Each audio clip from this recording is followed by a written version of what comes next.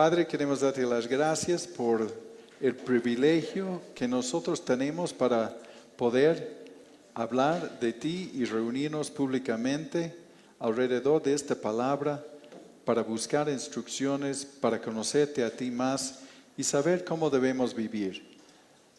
En este día, Señor, pedimos que el Espíritu que tú has depositado en cada creyente nos ayuda, nos hace enseñables para recibir tu palabra, para recibir algo de parte de ti, Señor.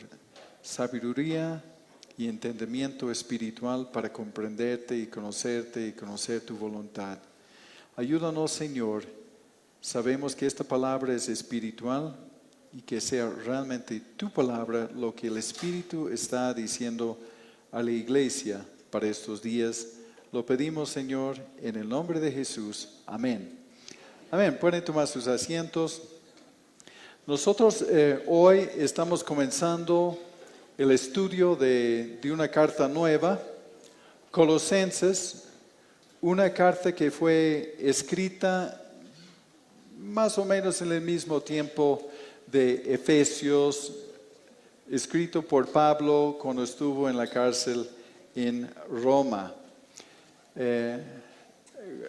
Colosas está ubicado como 160 kilómetros de Éfeso, está en lo que es Turquía moderna ahora.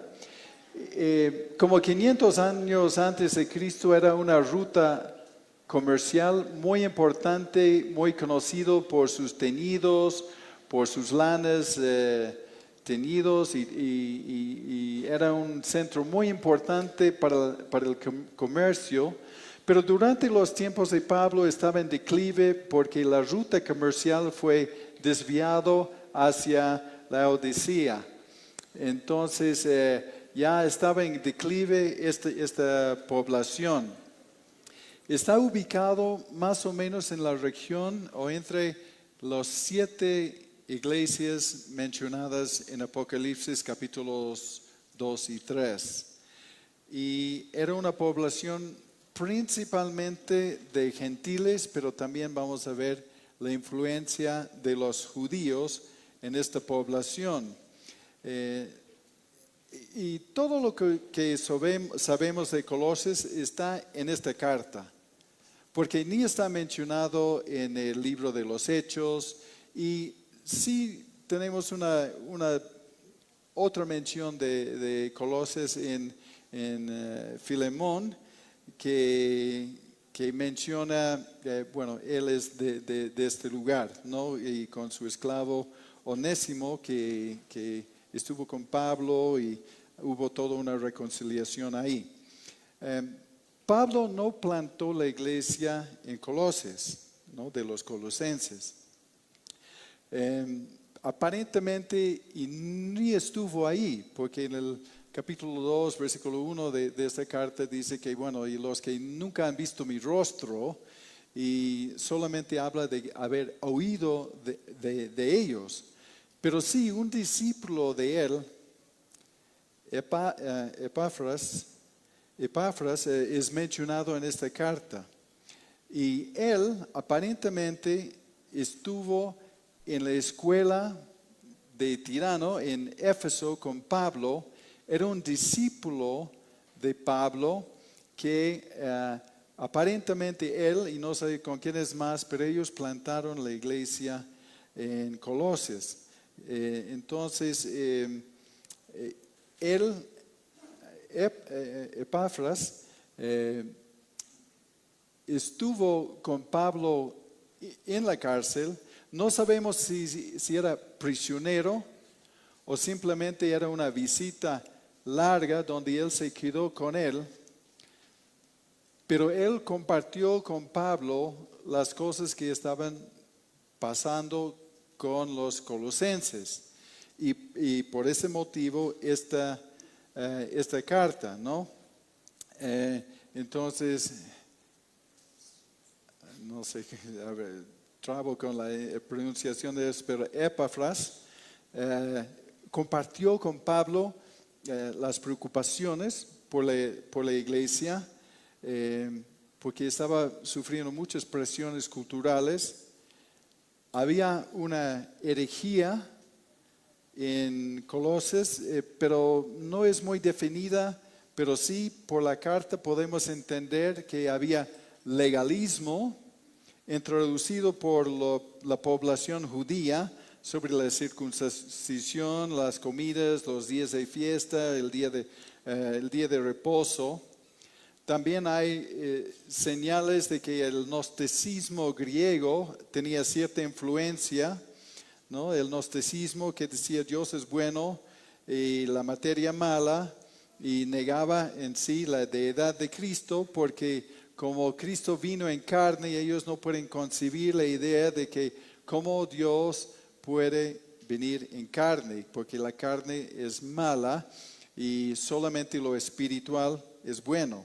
Entonces el problema con el gnosticismo es que ellos decían, básicamente, uno negando la deidad de Cristo, pero también diciendo, no importa lo que pase con mi cuerpo, mi carne, entonces puedo dar rienda suelta a mi carne, porque lo que importa es lo espiritual. Entonces, eso produjo una congregación de personas muy, muy descuidadas, digamos, que no tomaban muy en serio el tema del pecado.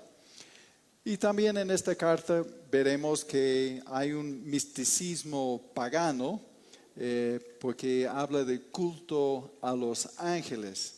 Entonces hay toda una mezcla de problemas que Epafras tenía que compartir, que compartió con Pablo. Epafras era, como les decía, parte de la escuela de Tirano, ¿no? Que es el nombre de una persona, no de un tirano, donde Pablo preparaba discípulos por 2 años, nos dice. Aunque Pablo dice que estuvo en Éfeso 3 años, la escuela dice que estuvo con la escuela 2 años. Y el propósito de esta escuela era de preparar discípulos para extender el evangelio, y por eso puse el título El discipulado fructífero, porque vamos a ver el fruto del discipulado, el fruto del ministerio del discipulado de Pablo. En Hechos 19:10 dice Pablo, hablando de su hábito de enseñar día y noche, decía así: Pablo continuó por espacio de 2 años, de manera que todos los que habitaban en Asia, judíos y griegos, oyeron la palabra del Señor Jesús. Entonces, esta obra fue muy importante para difundir el evangelio a muchos lugares. Y llegó no solamente como fruto a los colosenses, pero también se estima de que las 7 iglesias, bueno, Éfeso era una de ellos, pero los otros 6 también eran fruto de este ministerio, un discipulado que producía a más discípulos.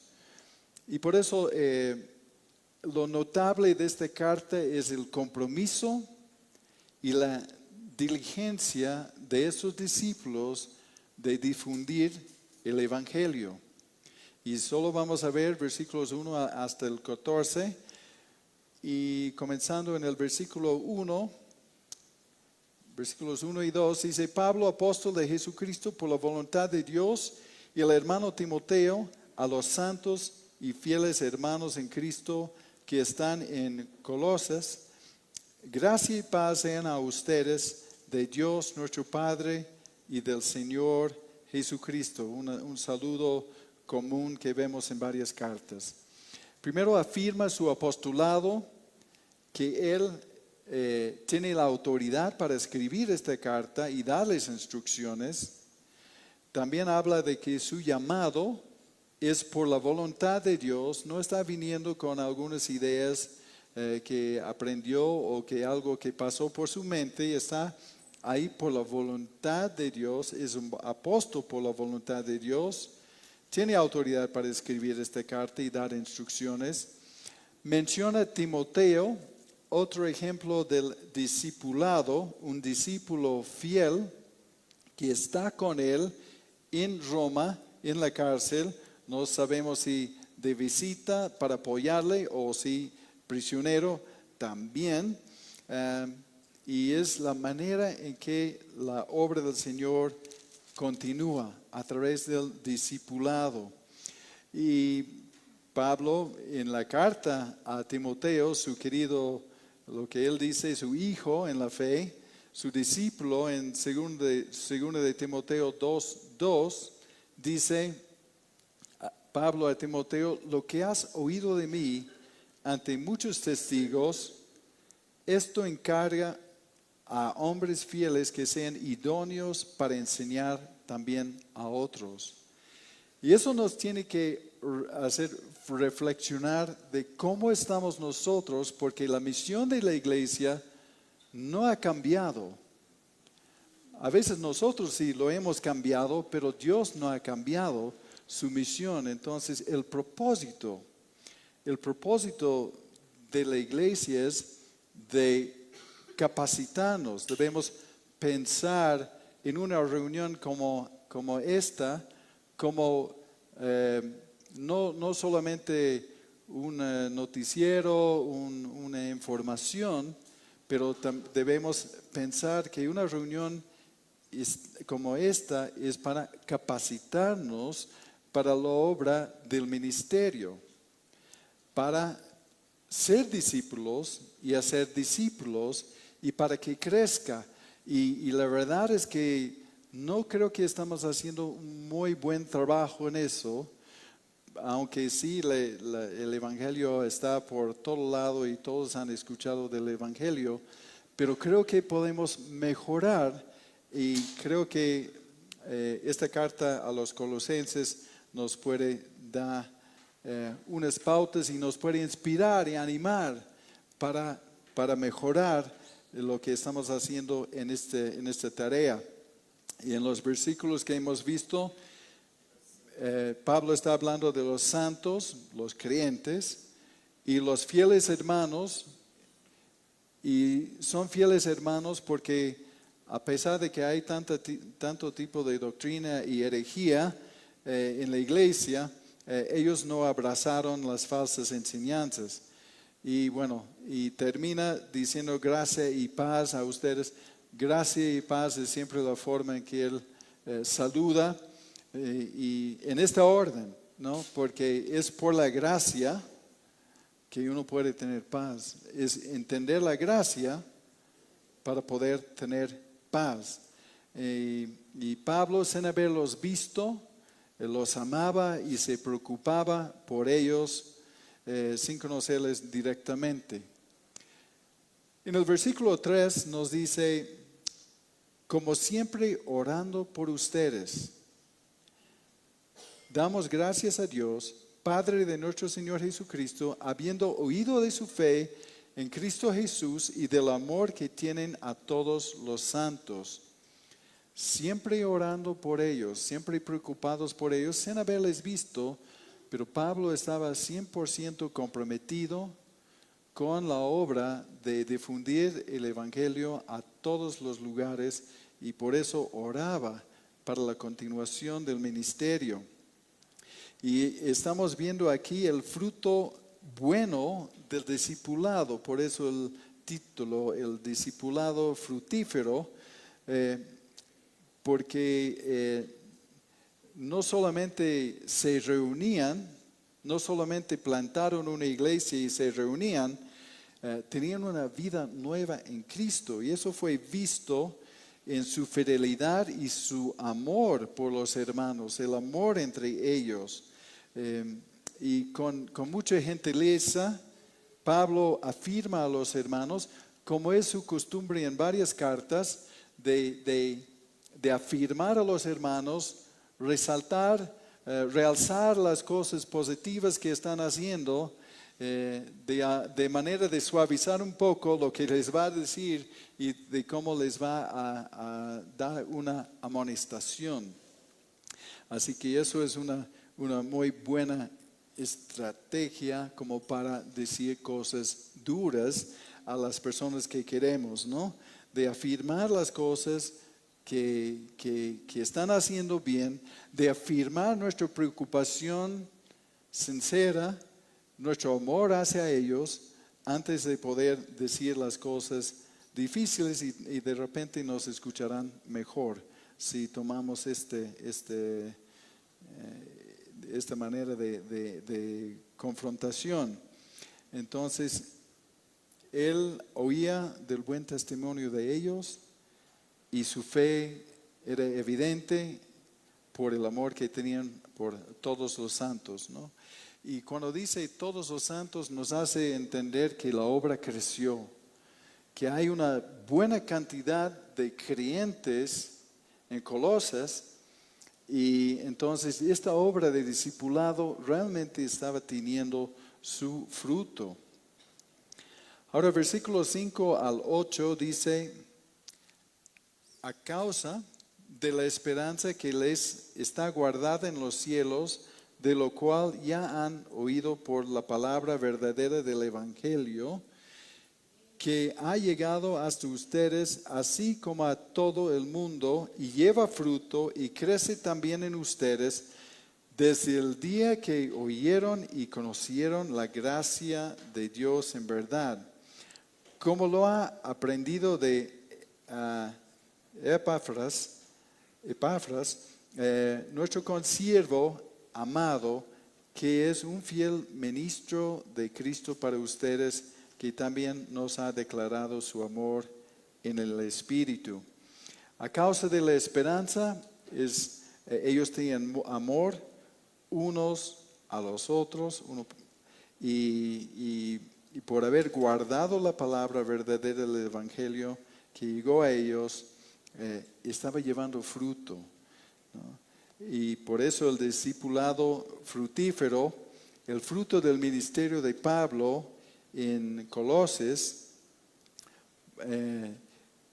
que fue entregado la palabra, entonces ellos tenían una entrega y compromiso por haber oído la palabra, por la esperanza, por la certeza de que esto realmente es verdad. El Evangelio realmente son buenas noticias de que podemos ser librados de nuestro pecado, de que Dios nos puede aceptar personas como nosotros, como mi persona, pecador. Dios puede aceptarnos y Dios nos puede librar de eso gratuitamente. Es por gracia. Entonces ellos oyeron esto, la buena noticia, lo conocieron y conocieron la gracia de Dios y ellos respondieron. Y por eso el fruto era, había fruto en ellos, pero ese fruto creció y hasta llegó a las otras iglesias que vemos en Apocalipsis, mencionados en esta región. Y así debe funcionar la iglesia. Y nuestro propósito de reunirnos hoy es esto, de capacitarnos, de ser instrumentos, de participar en esto, ¿no? El discipulado es tan importante y no hay otra forma de hacerlo excepto meternos en la palabra, meternos en la enseñanza, pero de poner esta enseñanza por obra. Entonces eso ha crecido. Y debemos capacitarnos nosotros para la misión y compartir la esperanza que hay en nosotros, ¿no? Y lo que me llama la atención es que dice, desde el primer día que han oído y han conocido la verdad, ellos comenzaron a actuar. No tenían que esperar, bueno, yo soy nuevito, entonces no voy a decir nada. Y no voy a esperar, más bien algunos tienen la idea de, bueno, voy a esperar 3 años, 5 años y cuando ya sé un poquito más voy a compartir lo que sé. Pero creo que lo mejor es este ejemplo de que desde el primer día Y así cuando yo conocí al Señor también fue así. He dicho, eso es demasiado bueno para solo guardarlo para mí. Entonces, porque creo que si uno espera 3 años para compartir su fe, se va enfriando y va perdiendo su entusiasmo para compartir esta verdad. Y por eso creo que es importante, con lo poco que sabemos, yo compartía con todos, con mi muy poco entendimiento de las Escrituras, pero simplemente he dicho, era así y ahora soy así, y porque Dios entró a mi vida, me cambió direcciones, cambió mis propósitos y me libró de un montón de cosas, ¿no? Entonces Pablo oró por ellos. Pablo dice que él estaba orando por ellos para que ellos fueran guiados por Dios. Está orando preocupado por esos discípulos y esa obra misionera que comenzó en Colosas, y está orando para que sean guiados por Dios, no por sus propias ideas, y que estén atentos y alertas de las ideas erradas. Entonces está hablando y orando para que haya una obra espiritual en sus vidas, como dice en el versículo 9 de Colosenses capítulo 1. Por lo cual también nosotros, desde el día que lo oímos, no cesamos de orar por ustedes y de pedir que sean llenos del conocimiento de su voluntad en toda sabiduría e inteligencia espiritual. Es una linda oración y espero que oren así por nosotros que compartimos, pero por todos nosotros. Si no sucede algo espiritual en nuestras vidas, si no es Dios, al final puede usar personas, pero si no es Dios, después de todo, que nos está convenciendo y hablando y instruyendo por su espíritu, probablemente de escuchar la verdad no nos va a beneficiar tanto, porque lo que el pastor dice puede ser opcional. No, uno diría, bueno, el pastor dijo esto, pero si Dios nos habla a nuestro espíritu, ya no hay tregua, no hay negociación, Señor, de que no, pero por allá. Y el Señor dice, no, es por acá. No hay cómo negarle. Y por eso es tan importante que sea el Espíritu de Dios que nos está instruyendo a cada uno de nosotros. Así que el discipulado fructífero no se hace con el entendimiento propio o por el consejo o por un concilio, más bien se lo hace por el Espíritu de Dios.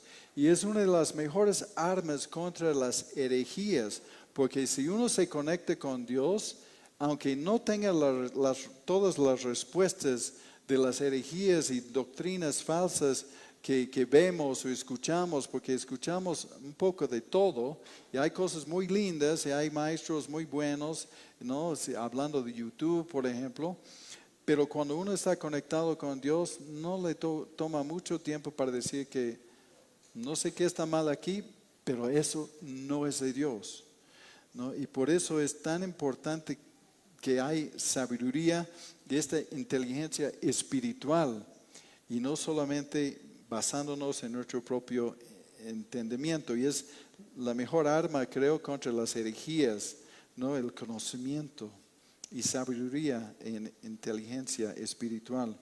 Porque la ignorancia espiritual es la fuente de constante error y inestabilidad. Y las congregaciones que uno puede ver y ya sospechar de que ya han salido del camino por completo y que están con multitudes de personas, uno tiene que llegar a las conclusiones de que no conocen la palabra. Están dependiendo de una persona para instruirles y no están siendo instruidos por Dios, porque si fueran instruidos por Dios, tendrían discernimiento para saber lo que están compartiendo no está en el corazón de Dios, no es la forma de Dios y Dios no está metido en eso. Por eso es tan importante lo que Pablo está orando por el pueblo, ¿no? Y una de las preguntas más frecuentes que escuchamos es, ¿cómo puedo conocer la voluntad de Dios? Porque Pablo está orando que sean llenos del conocimiento de su voluntad, de la voluntad de Dios, no la voluntad de cualquier otro. ¿Y cómo conocer esta voluntad? Es una pregunta muy común. Y nosotros también batallamos con esa pregunta en varias cosas con el Señor. Decimos, Señor, pareciera que fuera por allá, pero tú dices acá, ¿y cuál es? ¿No? Y una de las cosas, voy a dar como tres ideas aquí. Pueden haber más, pero uno es el consejo de la palabra de Dios para comenzar. La palabra de Dios ya nos ha dicho un montón de cosas. Hay un montón de cosas por las cuales no tenemos que ni consultar al Señor ni orar porque Dios ya habló, ¿no? Cuán importante es conocer la palabra. Por eso la diligencia en la palabra. En Josué 1:8, que muchos conocen, dice, para conquistar la tierra prometida, para estar preparados, para llevar el pueblo de Dios en la dirección correcta, Dios le dice a Josué, nunca se apartará de tu boca este libro de la ley, sino que de día y de noche meditarás en él, para que guardes y hagas conforme a todo lo que en él está escrito, porque entonces harás prosperar tu camino y todo te saldrá bien. Una palabra que usamos mucho, pero esta palabra nos debe llevar a una acción. Nos debe llevar a una acción de meternos en la palabra, porque es bonito escucharlo, ponerlo en tarjetas y todo lo demás, pero el punto es hacerlo, ¿no? De realmente meditar en la palabra, ¿no? Todos los días de estar, porque así prosperará tu camino y todo saldrá bien. No quiere decir que estarás sin aflicciones, porque Jesús prometió que tendremos aflicciones en esta vida, pero nos pondría en el camino la palabra del Señor. Como dice Salmo 119, 105, lámpara a mis pies tu palabra y lumbrera a mi camino. Y he dado este ejemplo varias veces, pero en ese versículo está hablando de una lámpara que en una noche oscura puede iluminar como 2 o 3 pasos. Entonces tú tomas esos 2 o 3 pasos y ya están iluminados los otros pasos. Y así es la palabra. El Señor te va a dar 2 o 3 pasos. Tomas esos pasos y seguramente se van a iluminar los otros pasos que uno tiene que tomar. Pero si nunca tomas esos primeros pasos, nunca vas a tener la más mínima idea de la voluntad de Dios. Entonces, en la medida que uno es obediente a lo que está escuchando y viendo en la palabra, entonces toma esos pasos y se va a iluminar un poquito más el camino. Tomas esos pasos y se iluminará más. Pero si se estanca y nunca tomas los pasos, no puede esperar entender lo que queda, lo que está por delante. Y entonces creo que es una manera de entender cómo podemos saber la voluntad de Dios, que requiere acción de nuestra parte, porque cuántas veces cuando están por tomar la tierra prometida, Dios dice, bienaventurados o bendecidos los que oyen y ponen por obra su palabra. No serán bendecidos si oyen y ponen por obra, no solamente oír, pero también de poner por obra. Entonces, para discernir su voluntad, hay una responsabilidad humana en esto, ¿no? Tenemos que conocer y obedecer a Dios y conocer su palabra. Y la única manera que podemos hacer esto es en su palabra, porque muchos quieren saber su voluntad de maneras místicas, ¿no? Que he soñado con esto y he soñado con Drácula por este lado, creo que no es por ahí. Entonces, algunos quieren o escuchar una voz audible o que un ángel nos toque en el hombro. Dios puede hacer lo que quiere, pero probablemente no te va a hablar de esta manera, ¿no? Entonces, eso es, la palabra es espiritual y un versículo puede hablar, aunque tenía su propósito, la palabra y la escritura en su momento, pero puede ser que habla específicamente y te puede dar guía, porque esta palabra es espiritual y hay que discernirla espiritualmente. Y podemos, algunas cosas, como les digo, son blanco y negros. Dios ya habló, entonces no tienes que orar, digamos, si debes abrir un negocio ilícito. No tienes que orar al Señor si estás tentado a cometer adulterio. No tienes que preguntar al Señor si debes perdonar a alguien, porque Dios ya habló. Entonces ya no tienes que hablar. Puede ser que Dios te diga que tienes que perdonar a una persona no confiable. Dios no dijo que tienes que confiar en esta persona, pero dijo que tienes que perdonarle, ¿no?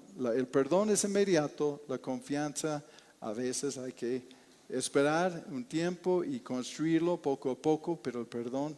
Entonces Dios habló de esas cosas o llevar a un creyente a juicio, ¿no? En 1 Corintios, creo que el capítulo 6 habla de eso, que no lo hagas. Entonces, hay cosas que no tenemos que ni orar ni preguntar a Dios porque Dios ya habló, Dios ya ha dicho, ¿no? Pero hay otras cosas donde Dios no habló. No hay un versículo en la palabra que dice que debo tomar un empleo en Cochabamba. No hay un versículo. Entonces ahí tenemos que basarnos en los principios de Dios. Sobre si debo tomar un empleo, dónde debo estudiar o qué cosa debo estudiar, o sobre las relaciones, ¿no? No hay un versículo que te habla específicamente, pero hay principios. Por ejemplo, en relaciones, la palabra habla del yugo desigual. Pero también la palabra nos puede hacer entender de que si en una relación nos desvía del camino del Señor, entonces también nos da principios para guardarnos. Entonces, algunas cosas son blanco y negros, pero hay muchas cosas en un área gris donde no hay un versículo específico, pero hay principios y por eso debemos meternos en la palabra. Por eso el consejo de la palabra es una manera de entender su voluntad. La paz del Señor es una manera de conocer la voluntad de Dios, pero con eso mucho cuidado, ¿no? En Colosenses 3:15 dice, y la paz de Dios gobierna en sus corazones, a la que asimismo fueron llamados en un solo cuerpo, y sean agradecidos. Que la paz de Dios gobierna nuestros corazones.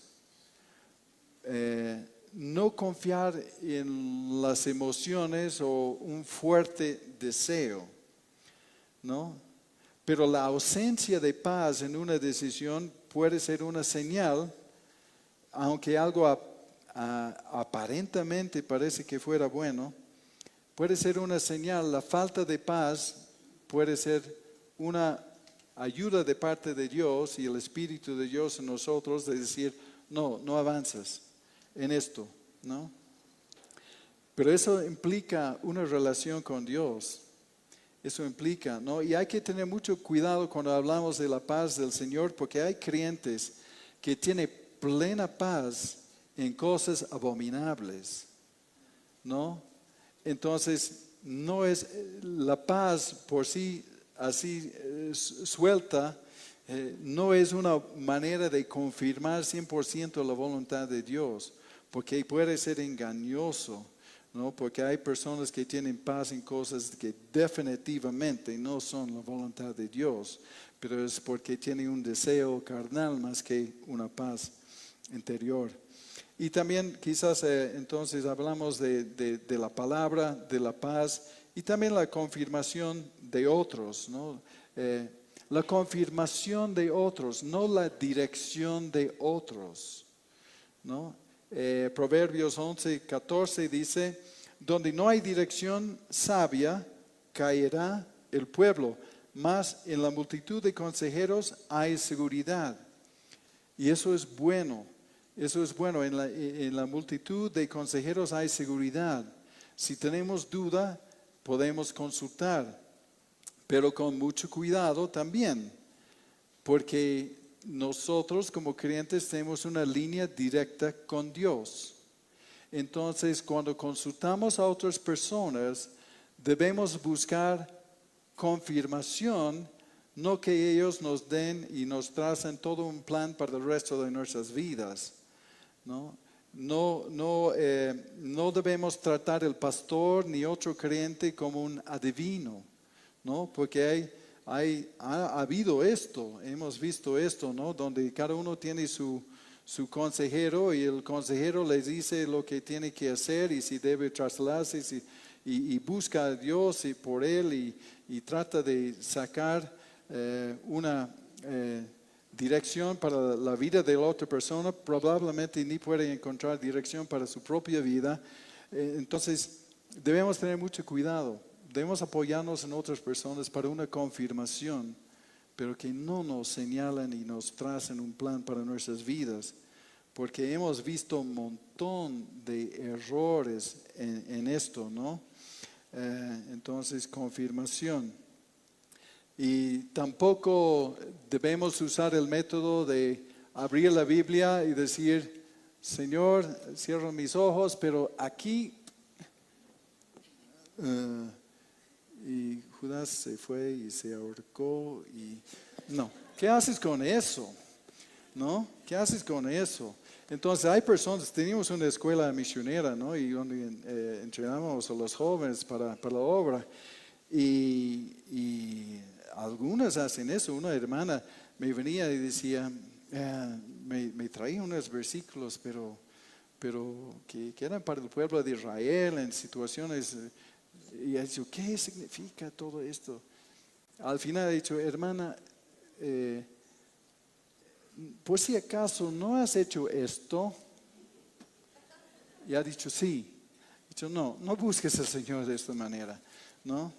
No, el Señor puede hacer, hay casos donde uno encontró la Biblia abierta y la palabra para su vida, pero no es aconsejable de buscar al Señor así. Entonces, debemos buscar en la palabra de Dios, debemos buscar la paz del Señor, debemos buscar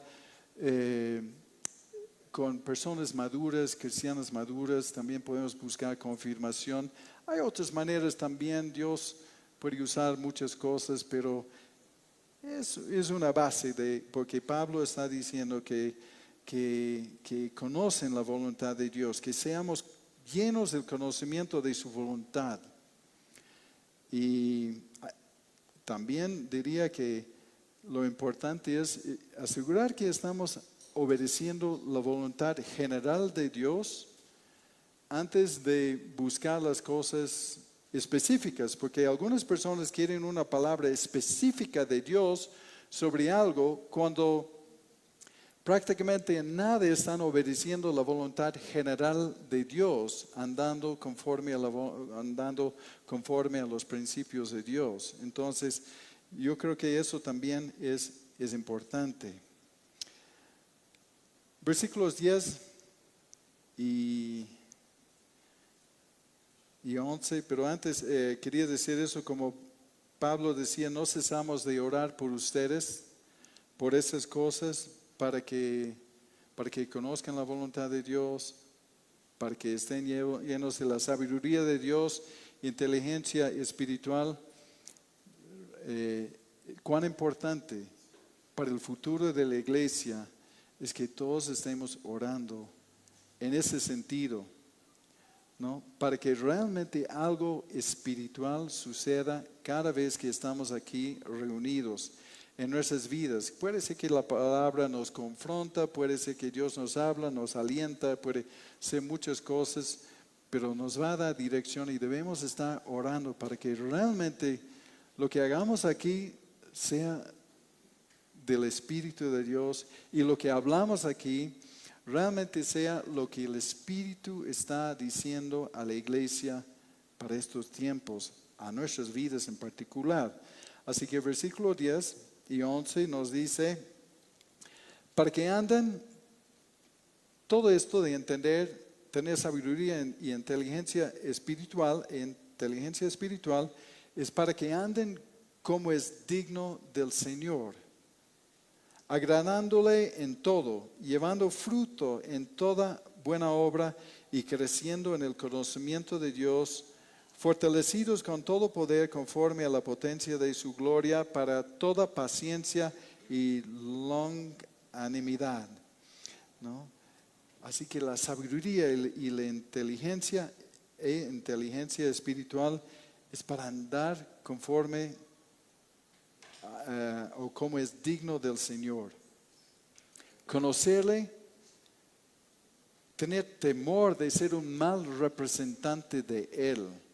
Andar como es digno de Él y no ser un mal representante de Él es lo peor que podríamos hacer, ¿no? Y nuestro andar se basa en nuestro conocimiento de Dios y en nuestra comprensión de su voluntad. Porque Pablo está hablando aquí de una obra de discipulado fructífero y está diciendo que esos son los pasos para tener algo sólido, para avanzar las cosas, para hacer las cosas como es digno del Señor. De tener conocimiento espiritual no es para simplemente jactarnos de cuánto sabemos. De tener conocimiento espiritual es para andar correctamente, conforme a la palabra de Dios, de una manera que es digno del Señor, llevando fruto en toda buena obra. Porque la palabra dice, por nuestros frutos glorificaremos a Dios, como dice en Juan 15, versículo 8. Dice Jesús, en esto es glorificado mi Padre, en que llevan mucho fruto y sean mis discípulos. En esto es glorificado el Padre, que andamos conforme o de una manera que es digno de Él. Y lo que Él desea es fruto, que multiplica lo que Él está haciendo, el fruto, el discipulado, el avance del Evangelio. De eso el Señor, en eso está glorificado, ¿no? Entonces debemos saber cómo compartir el Evangelio con otros y no esperar. Debemos saber cómo consolar a otros con la palabra. Cuando nos metemos en la palabra, casi siempre hay palabra cuando nos vienen situaciones. Es asombroso como Dios te puede dar una palabra en la mañana por la lectura y en la tarde lo estás usando para consolar a otra persona o compartir con otra persona. Y debemos ser prácticos en las oportunidades grandes y pequeñas que Dios nos da. Y entonces, si andamos conforme, como es digno del Señor, nos ayudaría a enfrentar los retos de la vida, ¿no? Y el mensaje, terminando en los versículos 12 al 14, no con el mensaje, pero con la lectura, aquí vemos el mensaje central de esta sección de la palabra y lo que llevó a los discípulos movió a los discípulos, motivó a los discípulos a llevar mucho fruto. En Colosenses 1:12 al 14 dice, con gozo dando gracias al Padre que nos hizo aptos para participar de la herencia de los santos en luz, el cual nos ha el cual nos ha librado de la potestad de las tinieblas y trasladado al reino de su amado Hijo, en quien tenemos redención por su sangre y el perdón de pecados, que nos hizo aptos. Eso debe calar fuerte en nuestras vidas, que nos hizo aptos. No éramos aptos. ¿Y cómo nos hizo aptos para participar en semejante cosa? Lo hizo por gracia. Y ahí está implicado todo lo que es el Evangelio, por su gracia, por la cruz, la obra en la cruz, por la sangre derramada, la redención de ser comprados de la esclavitud y metidos en la familia de Dios, de nacer de nuevo. Nos hizo aptos, no lo hemos hecho nosotros, no lo hemos merecido, no es por obras, es por gracia. Y en dice que ya estamos en luz y nos libró de la potestad de las tinieblas y nos ha trasladado a su reino. Y aquí está hablando de dos reinos. Dos reinos, y solo hay dos reinos, el reino de Dios y el reino de Satanás, ¿no? Y cada persona aquí presente y cada persona que escuchará este mensaje está en uno de los dos reinos, ¿no? Hay un reino de las tinieblas donde Satanás es su jefe y su lugar de operación es este mundo y es un reino temporal. Y hay un reino de luz donde Dios es el rey, Dios es el soberano en su reino, que también opera en este mundo, pero que el destino es el cielo y es un reino eterno.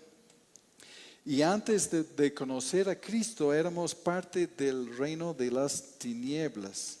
Aunque uno dice, no, pero como yo era buena gente. Pero la palabra dice en Efesios 2, 1 y 2, versículos que creo que a través de los años hemos visto muchas veces, pero son tan importantes, que dice, y Él, Dios, les dio vida Él les dio vida junto a ustedes cuando estaban muertos en sus delitos y pecados, en los cuales anduvieron en otro tiempo siguiendo la corriente de este mundo conforme al príncipe de la potestad del aire, el espíritu que ahora opera en los hijos de desobediencia. Éramos muertos en pecado. Nosotros anduvimos, aunque no lo creemos porque es un reino espiritual, en otro tiempo siguiendo la corriente de este mundo conforme al príncipe de la potestad del aire, obedeciendo el príncipe de la potestad del aire. Y uno diría, pero yo no. Pero el príncipe de la potestad de aire te puede dar mucha paz y tranquilidad en el camino equivocado. Entonces uno puede decir que, no, pero yo siempre tenía mucha paz y era tranquilo y no era una persona mala. Pero mientras estás separado de Cristo, el príncipe de la potestad del aire ganó.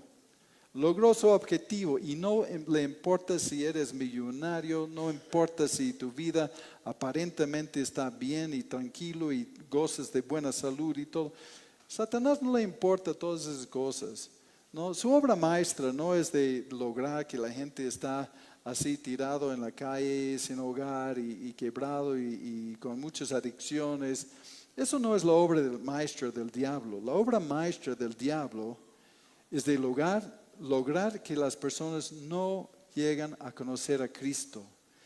Y si el diablo solamente tiene que darte dinero y lujos y riquezas y comodidad para que tú nunca abres tus ojos para ver tu necesidad en Cristo, el diablo ganó y estás en su reino, ¿no?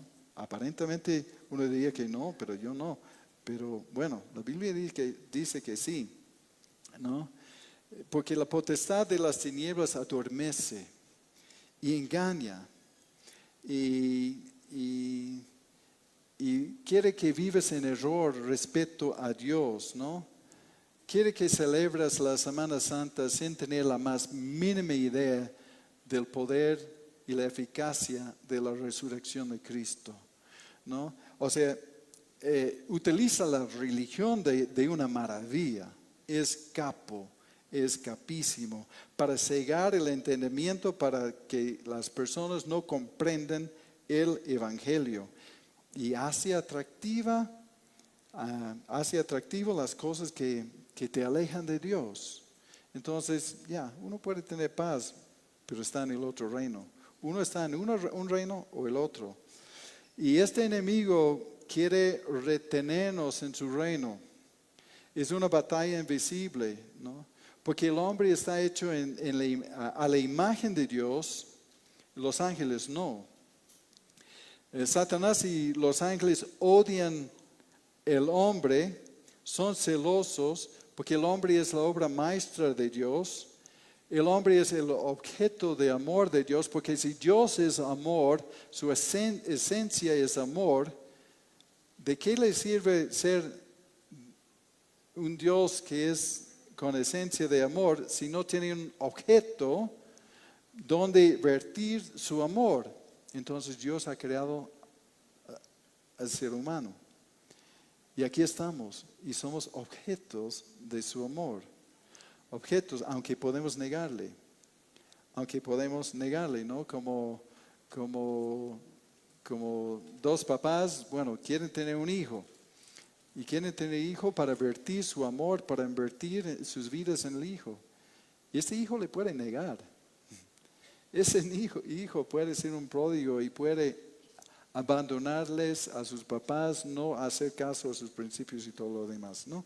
Es para otro tema. Pero Satanás te odia y tiene un plan terrible para tu vida, ¿no?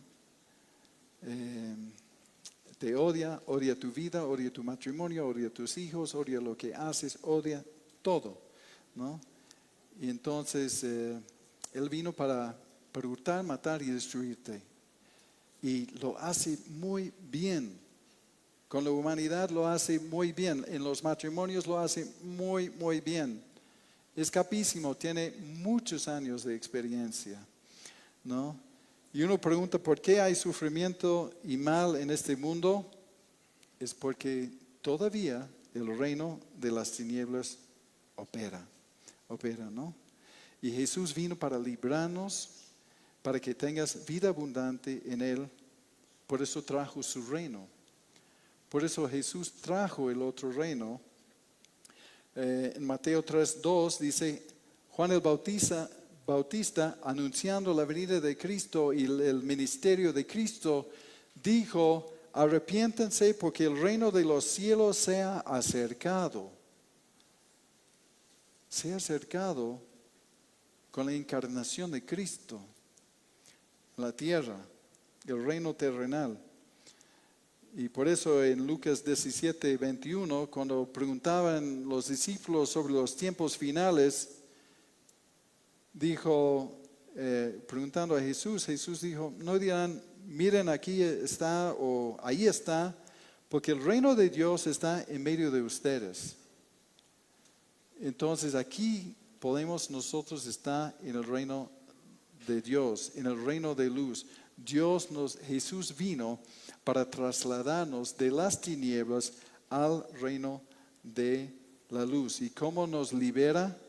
Por la redención, por su sangre, que nos rescató del pecado, nos perdonó los pecados y olvidó los pecados nuestros. Jesús vino para salvarnos, para redimirnos y para trasladarnos a su reino. Y el perdón literalmente quiere decir enviar lejos. Nuestro pecado y culpa es enviado lejos por lo que Jesús hizo en la cruz para que no haya barreras que nos separan de Dios. En Miqueas 7:19 dice, hablando de esos tiempos, Él volverá a tener misericordia de nosotros, sepultará nuestras iniquidades y echará en lo profundo del mar todos nuestros pecados. Eso es una muy buena noticia. No solamente como en el antiguo pacto cubría los pecados, ahora lo echa, se olvida de ellos, los echa al fondo del mar. O el Salmo 103:12 dice, cuanto está lejos el oriente del occidente, hizo alejar de nosotros nuestras rebeliones. Lo que Dios nos ofrece en Cristo es olvidarse de nuestros pecados. Y sin la resurrección, lo que muchos están celebrando sin saberlo, seguimos en nuestros pecados, en nuestros delitos y pecados, y seguimos separados de Dios. Entonces el mensaje que quisiera que captamos, aprendemos de lo que hemos visto hoy, porque es muy rica la carta, con muchos temas y detalles, pero lo que quiero que agarramos de esto hoy día es que el discipulado es más que un ejercicio académico, ¿no? Y la misión de la iglesia involucra la actividad de cada miembro. Claro, la voluntad específica, dónde servimos, qué hacemos, cuál es nuestra parte, eso sí es específico para cada persona, diferente para cada persona, pero la misión es la misma.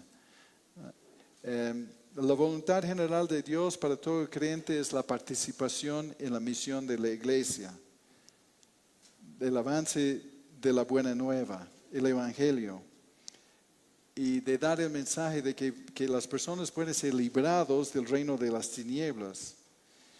Y eso es por la obra y la misión de Jesús en la cruz. Y debemos crecer en Él. Eso nos enseña esos versículos, que para hacer o participar en el discípulo fructífero, debemos crecer en el conocimiento de su voluntad por la sabiduría e inteligencia espiritual. No, andar como es digno de Él, en su voluntad general, para conocer su voluntad específica, ¿no? Y debemos orar por esta congregación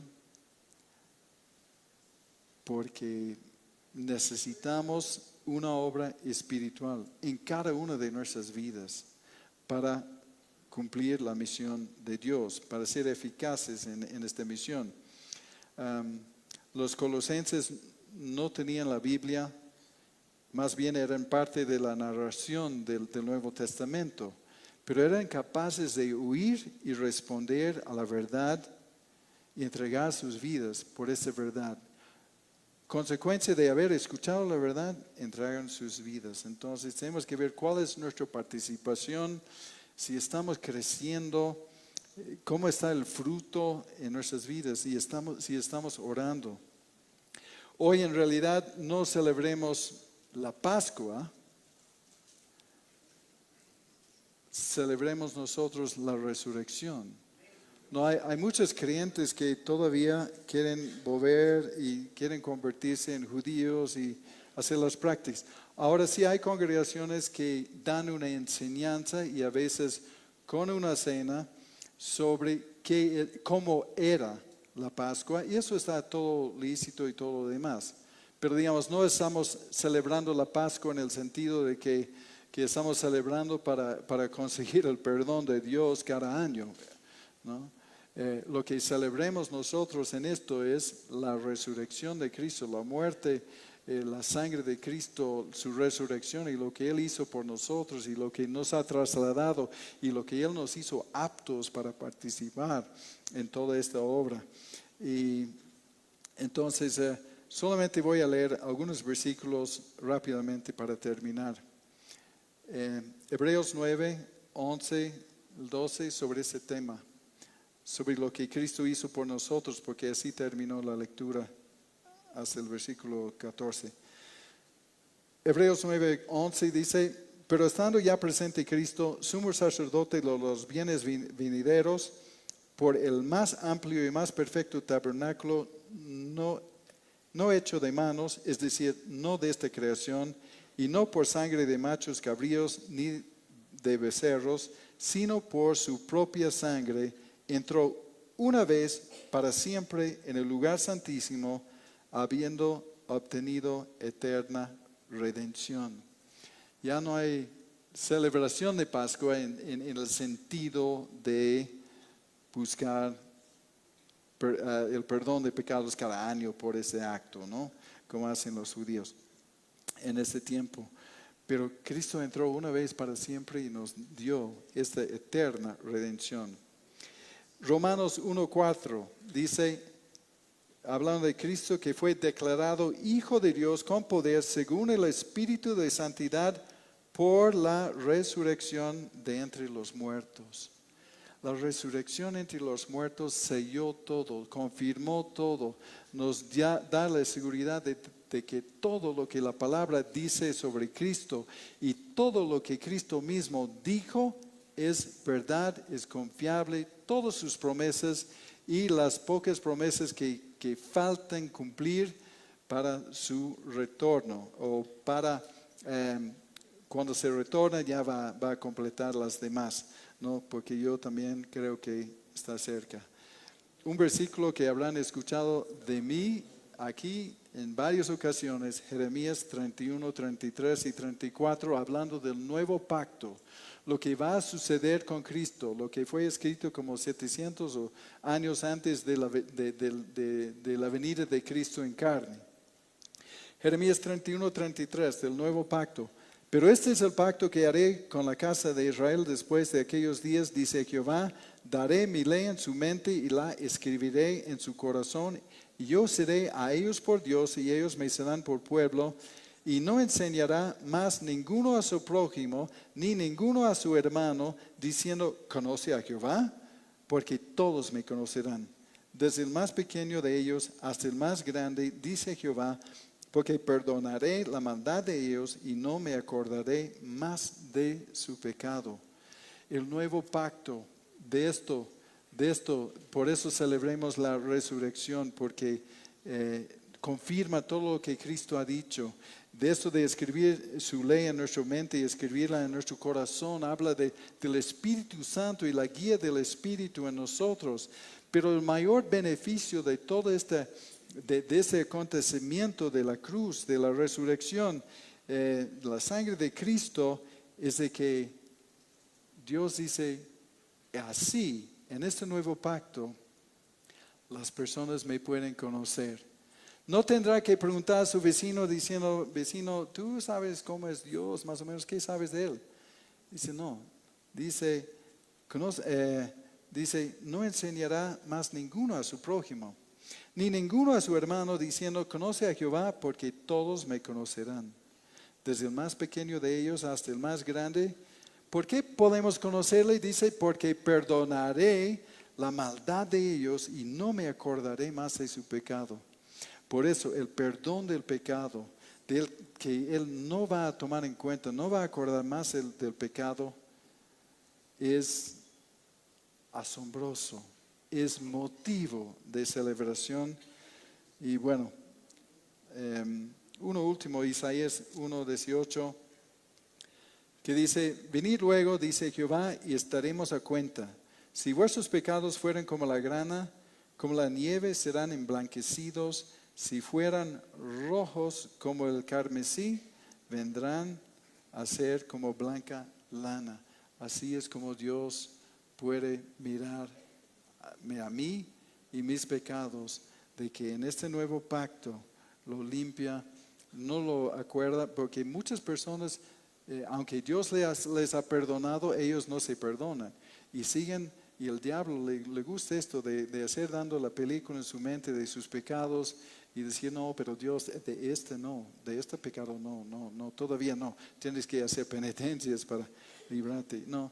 Entonces, podemos y debemos celebrar lo que Cristo hizo por nosotros en la cruz todos los días.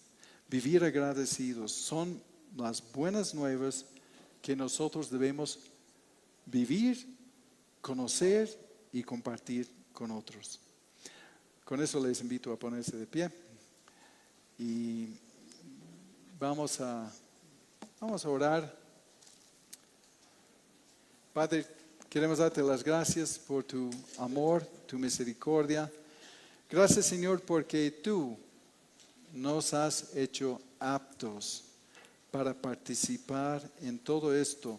Nos has metido en tu reino de luz, librándonos del reino de las tinieblas. Vivimos agradecidos, Señor. Ayúdanos a ser conscientes de lo que tú has hecho por nosotros y en nosotros. Y vivimos, Señor, agradecidos a ti por todo esto. En el nombre de Jesús. Amén.